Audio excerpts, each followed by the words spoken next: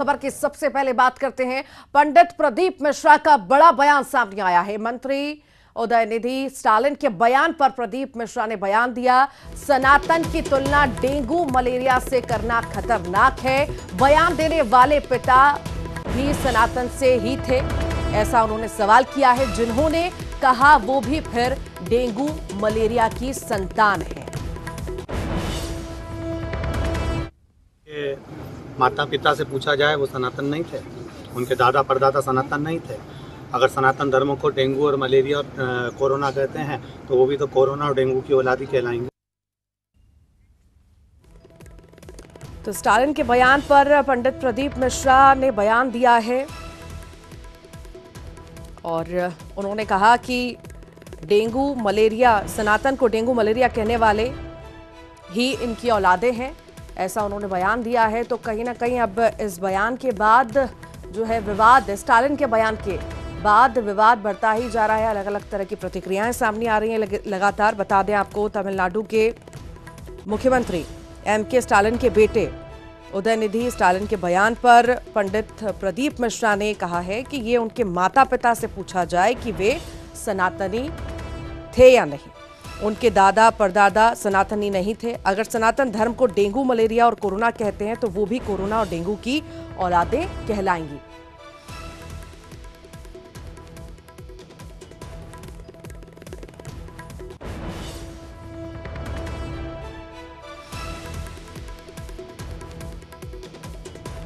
और इसी पर ज्यादा जानकारी के लिए हमारे साथ सहयोगी अनुराग जुड़ गए हैं। अनुराग, स्टालिन के बयान के बाद हम देख रहे हैं लगातार बयानबाजी हो रही है, अलग अलग प्रतिक्रियाएं आ रही हैं। अब पंडित प्रदीप मिश्रा भी भड़क उठे हैं स्टालिन पर। उन्होंने साफ तौर से कहा है कि जो ऐसा कह रहे हैं वही औलादें हैं डेंगू मलेरिया की।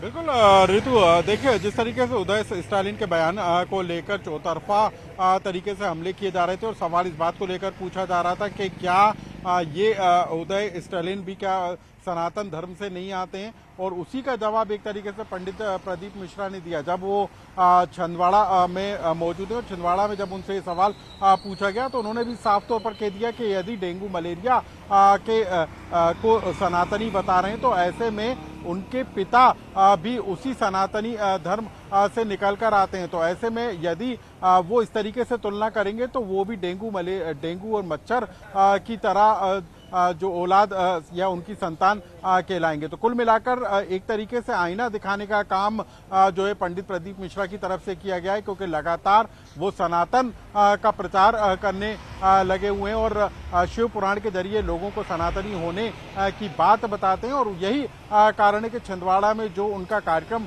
चल रहा है उस दौरान उन्होंने स्टालिन को लेकर और स्टालिन के जो बयान है उसको लेकर ये प्रतिक्रिया दी है।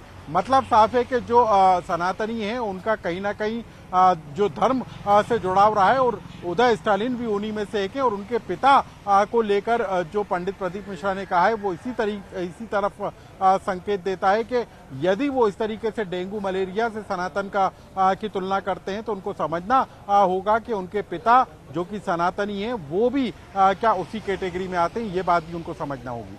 बिल्कुल। और एक चीज़ अनुराग और है, बीजेपी भी इस मुद्दे को खूब लपक रही है, चाहे मुख्यमंत्री शिवराज सिंह चौहान की बात हो या फिर बाकी नेताओं की बात हो, सबने इस बयान का विरोध किया है। साथ ही साथ इसे कांग्रेस से जोड़ा है। कांग्रेस की तरफ से लक्ष्मण सिंह ने तो ट्वीट किया, और किसी की प्रतिक्रिया आई क्या इस पर? देखिए इस पूरे मामले को लेकर जो कांग्रेसी हैं उनमें भी अलग अलग तरह की प्रतिक्रिया निकल कर आ रही है। कांग्रेस के नेता लक्ष्मण सिंह का इस मामले को लेकर ट्वीट जरूर सामने आया था, लेकिन मध्य प्रदेश में कांग्रेस नेताओं की बात करें तो वो इस मामले पर एक तरीके से मौन नजर आ रहे हैं। लेकिन अलग अलग प्रतिक्रियाएं कांग्रेस की तरफ से भी निकल कर आ रही हैं। कोई इसको लेकर अपने संदर्भ में इसकी व्याख्या कर रहा है। लेकिन सबसे बड़ी बात है कि इस पूरे मामले को लेकर अब बीजेपी जो है इंडिया गठबंधन पर हमलावर है, क्योंकि उदय स्टालिन जिस पार्टी से आते हैं वो भी इंडिया का ही एक गठबंधन का एक घटक दल है। और यही वजह है कि मध्य प्रदेश से लेकर दिल्ली तक या फिर हम कहें पूरे देश में इस बयान को लेकर चौतरफा निंदा हो रही है। और कहीं ना कहीं उदय स्टालिन को भी आईना दिखाने की कोशिश हर तरीके से की जा रही है। ठीक, बहुत बहुत शुक्रिया अनुराग जानकारी को साझा करने के लिए। आगे बढ़ेंगे। बैतूल से बड़ी खबर की इस वक्त बात करेंगे। रेलवे स्टेशन के शेड पर आत्महत्या हुई है। आत्महत्या करने चढ़ा युवक OHE केबल पकड़कर आत्महत्या करने का प्रयास करने लगा। जीआरपी के जवानों ने सबसे पहले बिजली सप्लाई बंद करवाई। शेड पर चढ़कर युवक से काफी देर बातचीत की। काफी प्रयास के बाद युवक को नीचे उतारा गया तो यहां पर आत्महत्या का प्रयास किया गया।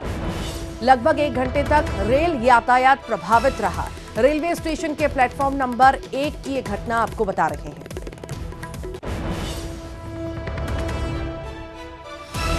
बैतूल की तस्वीरें इस वक्त आप देख रहे हैं, जहां पर आत्महत्या करने की कोशिश युवक द्वारा की गई। शेड पर चढ़े युवक को मनाकर फिर नीचे भी उतारा गया। रेलवे स्टेशन के प्लेटफॉर्म नंबर 1 की ये घटना आपको बता रहे हैं। तस्वीरें आप देख रहे हैं। लगभग 1 घंटे तक रेल यातायात भी इसी वजह से प्रभावित भी रहा। रेलवे स्टेशन के शेड पर आत्महत्या करने ये युवक चढ़ गया। बिजली के केबल पकड़कर खुदकुशी करने की कोशिश ये युवक करने लगा। जीआरपी के जवानों ने बिजली बंद करवाई और उसकी जान बचाई। छतरपुर से बड़ी खबर है। अवैध हथियारों का जखीरा बरामद हुआ है। बदमाशों के अड्डे से हथियारों का जखीरा मिला है। 8 देसी कट्टे पुलिस ने बरामद किए हैं। एक आरोपी सहित 8 लोग गिरफ्तार हुए हैं। सिटी कोतवाली पुलिस ने यह कार्रवाई की है।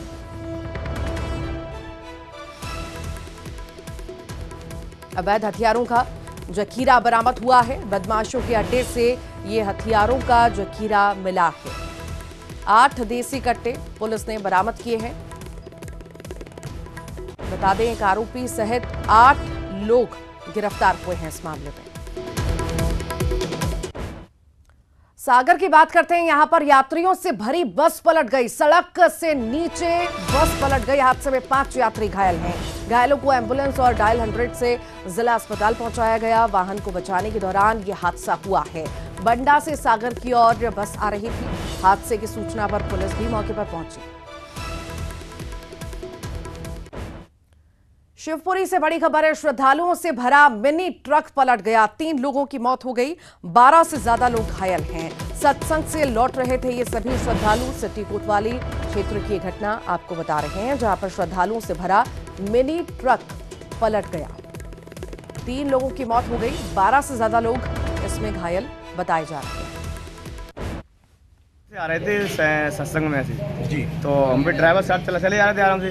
पीछे से गाड़ी आई, उसने साइड दबा दी हमारी। उसी साइड हम चले, ड्राइवर साइड उसी गाड़ी चली गई। अच्छा, तो नीचे गिर गई। कौन सी गाड़ी थी? हाँ, आइसर गाड़ी थी। कितने लोग थे गाड़ी में? लगभग होंगे 25 के लगभग 20-25 लोग जी। तो सभी घायल हैं? हाँ, कुछ घायल हैं। 3 लोग मतलब खत्म हो गए। 3 लोग खत्म हो गए। नेशनल हाईवे पर एक आइसर कैंटर यात्रियों को लेकर जा रहा था। वो किसी कारण से पलट गए, जिसमें 3 लोग मौत हो गया। 20 लोग करीब घायल हैं, उनका इलाज किया जा रहा है।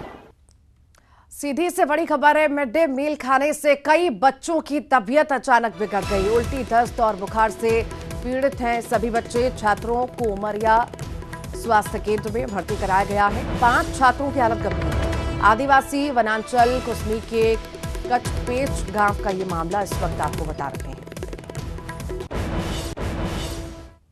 मंडला में जमीन विवाद में भतीजे ने चाचा को गोली मार दी, जिसे गंभीर हालत में जबलपुर रेफर किया गया। तो वहीं पुलिस ने आरोपी को गिरफ्तार कर लिया है। बमनी थाने का ये पूरा मामला बताया जा रहा है।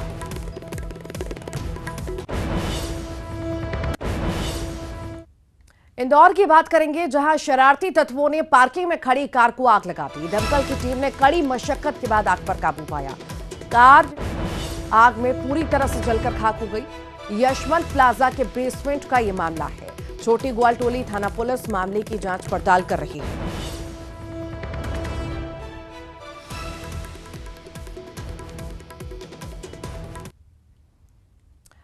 इंदौर से खबर है, जहां कलेक्टर ऑफिस के भ्रष्ट क्लर्क की संपत्ति कुर्क होगी। कोर्ट ने आदेश जारी कर दिए हैं। बता दें, मिलाप चौहान पर 5 करोड़ 67 लाख के घोटाले के आरोप लगे हैं। इस पर हितग्राहियों का पैसा अपने परिचित और रिश्तेदारों के 30 खातों में ट्रांसफर करने के आरोप लगे हैं। पत्नी, भाभी और भाई की पत्नी की संपत्ति की भी जानकारी जुटाई गई है।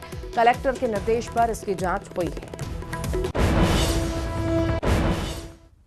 कांग्रेस पर सीएम शिवराज ने निशाना साधा। कांग्रेस की जन आक्रोश यात्रा पर सीएम ने पलटवार किया है। उन्होंने कहा, जिससे जनता प्यार करती है वो जन आशीर्वाद यात्रा निकालते हैं। जिनके मन में जनता के प्रति आक्रोश होता है वो जन आक्रोश निकालते हैं। सीएम शिवराज ने कमलनाथ के ऊपर साधा है निशाना। 900 से ज्यादा घोषणाएं की जो पूरी नहीं हुई। उन्होंने कहा, बीजेपी सरकार की योजनाओं को भी बंद कर दिया था। सनातन का विरोध करने वालों का राजनीतिक अंत होगा। कन्हैया थे, कन्हैया हैं, कन्हैया सनातन हैं, ये मुख्यमंत्री ने कहा है। जो सनातन का विरोध कर रहे उनका न आदि न अनंत, उनका राजनीतिक अंत जरूर होगा। जनता पार्टी को जनता का प्यार, आशीर्वाद और समर्थन मिल रहा है, तो जिनको प्यार मिलेगा वो आशीर्वाद मांगेंगे और जिनको आक्रोश मिलेगा वो आक्रोश यात्रा निकालेंगे। वो आक्रोश तो इसलिए है कि कोई वादे उनने 900 वचन में से कोई पूरे ही नहीं किए थे। आक्रोश इसलिए है कि मध्य प्रदेश को भ्रष्टाचार का अड्डा बना दिया था, तो जिनके खिलाफ आक्रोश है वो आक्रोश यात्रा निकालें। हमें जनता का आशीर्वाद मिल रहा है, हम जन आशीर्वाद यात्रा निकाल रहे हैं। प्रदेश अध्यक्ष वीडी शर्मा ने बयान दिया है। कार्यकर्ता महाकुंभ पर बोले हैं प्रदेश अध्यक्ष वीडी शर्मा। प्रदेश के 64,100 बूथ के 10 लाख कार्यकर्ता शामिल होंगे। एक बार फिर मोदी जी का मार्गदर्शन मिलेगा। 5 यात्राओं का भी समापन होगा। कार्यकर्ता महाकुंभ को लेकर उत्साहित हैं। कांग्रेस को निकालना चाहिए माफी यात्रा।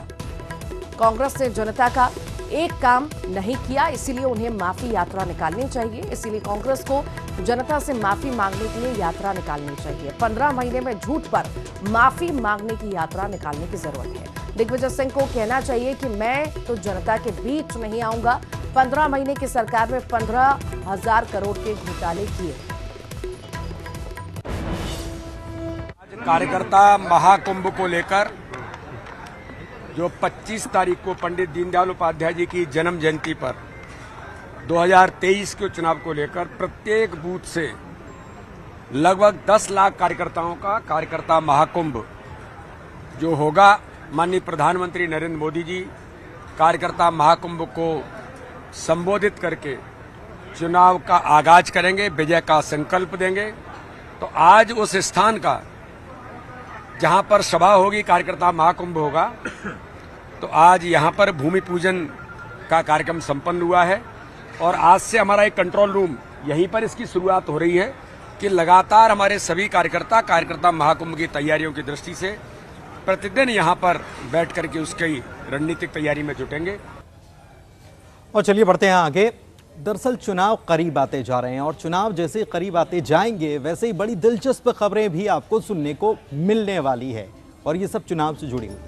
ऐसी ही एक खबर आई है बुरहानपुर से। यहाँ पर एक पुलिसकर्मी के ऊपर सर पर चुनाव लड़ने का जुनून ऐसा सवार हो गया कि उन्होंने अपनी सरकारी नौकरी छोड़ दी। पुलिस कर्मचारी ने एसपी को इस्तीफा दे दिया, कांग्रेस की सदस्यता भी बाकायदा ग्रहण कर ली है और राजनीति भी अपनी शुरू कर दी है। शिवलाल सोलंकी इनका नाम है, धूलकोट गांव के रहने वाले हैं। नेपा नगर विधानसभा क्षेत्र से ये चुनाव लड़ने के इच्छुक हैं। कांग्रेस से टिकट की आस है और इस चक्कर में शिवलाल सोलंकी कांग्रेस के कई दिग्गज नेताओं से मुलाकात भी कर चुके हैं। कांग्रेस पार्टी द्वारा मुझे नेपा नगर विधानसभा का उम्मीदवार बनाया जाता है तो मैं विश्वास दिलाता हूं कि सामाजिक, आर्थिक एवं राजनीतिक मामलों पर सकारात्मक परिवर्तन लाने का प्रयत्न करूंगा और लोगों की आवाज़ उठाऊंगा। यही मेरा उद्देश्य है, इसीलिए मैंने वीआरएस पुलिस विभाग से लिया है और उनकी सेवा करते रहूंगा और उनकी मदद करते रहूंगा। और चलिए बड़वानी की तस्वीरें आपको दिखा देते हैं। यहाँ के दतवाड़ा गांव में एक तेंदुए का शावक जो है वो पिंजरे में कैद कर लिया गया। 8 महीने इसकी उम्र बताई जा रही है। जो जानकार हैं वो ये कह रहे हैं कि ये शावक पूरी तरह से स्वस्थ है। देखिए कैसे गुर्रा रहा है।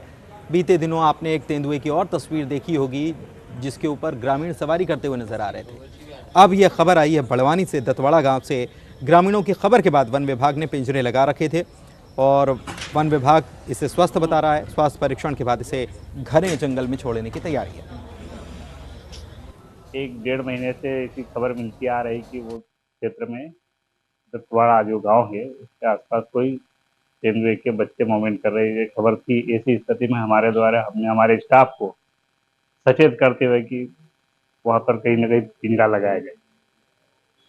वो स्थिति आज जाके आई कि आज वो पिंजरे में कैद हुआ।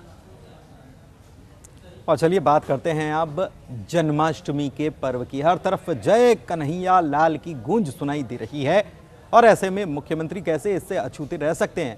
मुख्यमंत्री भोपाल में थे, यहां बरखेड़ी के राधा कृष्ण मंदिर पहुंचे और दर्शन उन्होंने किए, जनता से भी मुलाकात इस दौरान उन्होंने की। मुख्यमंत्री हर साल राधा कृष्ण मंदिर में पूजा अर्चना करने जरूर जाते हैं।